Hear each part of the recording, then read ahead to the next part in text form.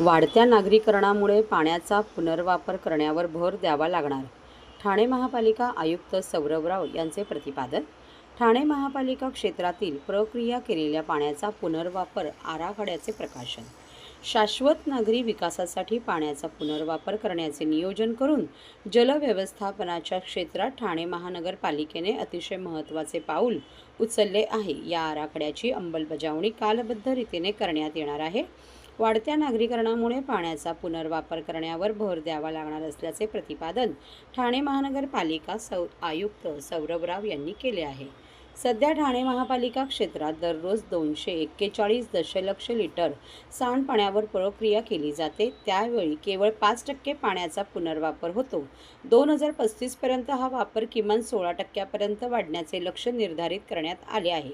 तोवर 490 दशलक्ष लिटर सांडपाण्यावर प्रक्रिया करून ते पुनर्वापर योग्य करण्याची क्षमता निर्माण होईल.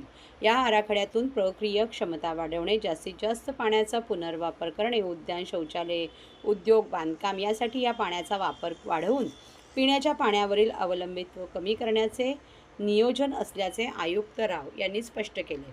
उष्णता कृती आराखडा, नागरी पूर व्यवस्थापन नियोजन, हवा गुणवत्ता व्यवस्थापन या 3 आराखड्यानंतर आता पाण्याचा पुनर्वापर करण्यासाठी आराखडा तयार करण्यात आला आहे. ठाणे महानगरपालिकेसाठी council on energy, environment and water CEEW यांनी महापालिकेच्या सर्व विभागांशी संवाद साधून क्षेत्र भेटी देऊन हा आराखडा तयार केला आहे.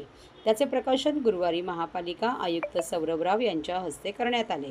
त्याप्रसंगी अतिरिक्त आयुक्त 1 संदीप माळवी, अतिरिक्त आयुक्त 2 प्रशांत रोडे, नगर अभियंता प्रशांत सोनाग्रा, DTP संग्राम कानडे, उपायुक्त मनोहर बोडके, TMTचे व्यवस्थापक भालचंद्र बेहरे, मुख्य अग्निशमन अधिकारी गिरीश झळके, उपनगर अभियंता विकास ढोले, विनोद पवार, गुणवंत झांबरे, मुख्य पर्यावरण अधिकारी मनीषा प्रधान, आरोग्य अधिकारी डॉक्टर राणी शिंदे,